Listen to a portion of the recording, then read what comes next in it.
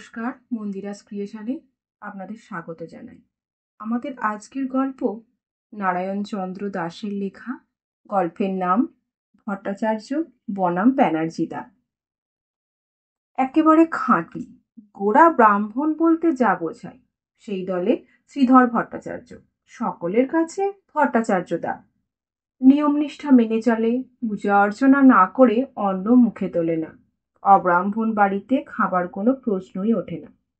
মাছ খেলেও পেঁয়াজ রসুন চলে না, মাংসতেও বিমুখ। শ্রীরামপুরের বাসিন্দা হলেও কলকাতায় কর্মস্থল। তারই আর এক নিকট বন্ধু নেপাল ব্যানার্জি, শ্রীরামপুর স্টেশনে লাগোয়া বাড়ি।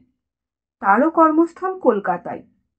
ব্যানার্জিদা জীবনযাপনের দিক থেকে ভট্টাচার্যদার বিপরীত মেরুতে। ব্রাহ্মণ পরিবারের সন্তান হয়েও গলায় পৈতে নেই। জাতপাত খাওয়া দাওয়ার কোনো বাজবিচার নেই। খুব আমোদে মানুষ, হাসি খুশি হই হুল্লোড় করে সময় কাটায়। বন্ধু হলেও ভট্টাচার্যদার ওপর অখুশি, শুধুমাত্র তার বাজবিচারের জন্য। নিজে প্রাণখোলা মানুষ, তাই সকলকেই আপন ভাবে। প্রয়োজনে সাহায্যের হাত বাড়ায়, ভীষণ উপকারী। অনেকদিন বাদে হঠাৎ দুজনের আজ দেখা, তাও অফিস ফেরত। ট্রেনের কামরায় মুখোমুখি দুজন বসে গল্প গুজবে ব্যস্ত। কথার ফাঁকে ভট্টাচার্যদা বললে, ব্যানার্জিদা, আপনি তো সবার উপকার করেন। বড্ড বিপদে পড়ে কথাটি বলছি, একটু যদি। সঙ্গে সঙ্গেই ব্যানার্জির জবাব, ভনিতা রাখুন, কি করতে হবে তাই বলুন। তার সোজাসুজি পরিষ্কার মন্তব্যে ভট্টাচার্যদা বললে, বাড়িতে একজন কাজের মেয়ে ঠিক করে দিতে হবে। গিন্নির সঙ্গে রাত দিন অশান্তি হচ্ছে। একই সে অসুস্থ, কোমর হাঁটুর যন্ত্রণায় অস্থির। দুজনের রান্নাটুকু কোনো মতে করে আর কি। বাদবাকি কাজগুলো আমার ঘাড়ে। আর পেরে উঠছি না, 2 দিন বাদে অসুস্থ হয়ে পড়ব। এক নাগাড়ে কথাগুলো বলে একটু থামল। তারপর হাত দুটি তার চোখের সামনে মেলে ধরে বললে, দেখুন। ব্যানার্জি এক নজরে দেখে শিউরে উঠল। সত্যি খুব করুণ অবস্থা। হাতের আঙুলের কোণে সাদা শ্যাওড়ার মতো ফুসকুড়ি। বাসন মেজে জল ঘেঁটে রীতিমতো ঘায়ে আক্রান্ত। ব্যানার্জিদার মায়া হলো। কর্তব্যের তাগিদে না করতে পারল না। কোনো চিন্তা না করেই বললে, ঠিক আছে, ব্যবস্থা হয়ে যাবে। আগামী রবিবার কাজের মেয়ে সঙ্গে নিয়ে হাজির হব।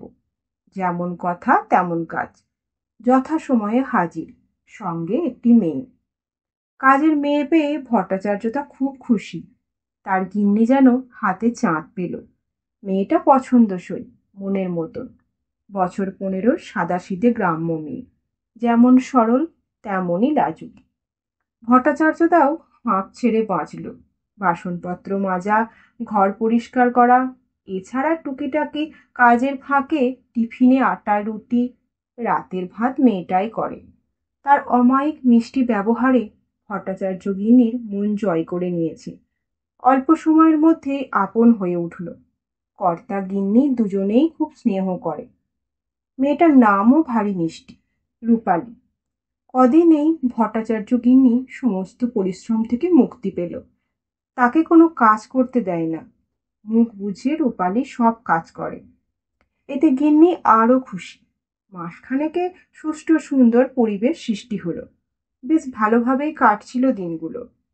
2 মাসের মাথায় সব লণ্ডভণ্ড হয়ে গেল। হঠাৎ এই মাসের শেষে রূপালীর বাবা সশরীরে হাজির। রবিবার ভট্টাচার্যদার বাড়িতে। পরনে চেক লুঙ্গি, গায়ে শার্ট, মুখ ভর্তি দাড়ি, বন্ধ দরজার সামনে দাঁড়িয়ে উন্নিশা উন্নিশা বলে ডেকেই চলেছে। এমন নাম শুনে ভট্টাচার্যদা চুপ করে রইলে। বারবার সে নাম উচ্চারিত হলে আর স্থির থাকতে পারল না। কৌতূহল বশত দরজাটা খুলে হতবাক। স্থির দৃষ্টিতে তাকিয়ে রইল। তাকে চুপ থাকতে দেখে ভদ্রলোক বললে, উন্নিশা আছে? কথা শেষ না হতেই হন্তদন্ত হয়ে ছুটে এলো রূপালী। তার পিছনে ভট্টাচার্য গিন্নি। বাপজান, তুমি হঠাৎ এখানে? মাস মাইনে তো ব্যানার্জি কাপড় নিয়ে যাওয়ার কথা। এদিকে ভট্টাচার্য গিন্নির মুখ শুকনো। স্বামীর কাছে ধরা পড়ে গেছে রূপালী মুসলমান। আসলে রূপালীর পরিচয় গোপন রাখা হয়েছিল। তাতে ভট্টাচার্য গিন্নির মতামত ছিল। সেইভাবেই ব্যানার্জিদা ও ভট্টাচার্য গিন্নি চিত্রনাট্যটা তৈরি করেছিল। কারণ তার জাতপাতের বাছবিচার ছিল না, এমনকি নামটাও তার পছন্দ মতো রাখা।